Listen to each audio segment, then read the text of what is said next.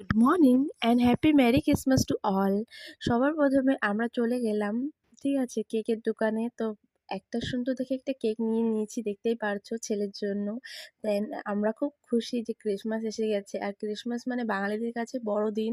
Party সার্টি সবাই মিলে করে বেশ জমিয়ে। তো বাড়িতে চলে এলাম, ছেলের হাতে দিয়ে দিলাম কেকটা। তো ছেলেকে বলছি, তুমি কি খাবে? ও বলছে, হ্যাঁ মাম্মা, আমি কিন্তু খাবো। তো দেখো খোলার জন্য কি করছে, তারপর আমি ওকে খুলে দিচ্ছি আস্তে আস্তে ধীরে ধীরে কেকটা।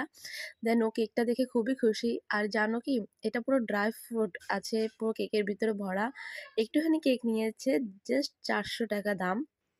যাই হোক না কেন, প্রাইসটা তো মাইনে রাখে না, ওর খুশিটাই মাইনে রাখে। ও দেখো, আমি কিন্তু ওটা খুলে ওকে খাইয়ে দিয়েছিলাম সবার প্রথমে একটুখানি। দেন ভিডিও বের করে নিলাম, তারপরে দেখো একটু পরে ওকে রেডি করে নিয়েছি। কিন্তু ও ফটো তুলতে একটু দেয়নি, তারপরে আমরা একটুখানি নিজেকেও অ্যাড করে নিলাম এর ভিতরেও। ব্লগটা ভালো লাগলে অবশ্যই লাইক করে দিও। Tata, bye bye.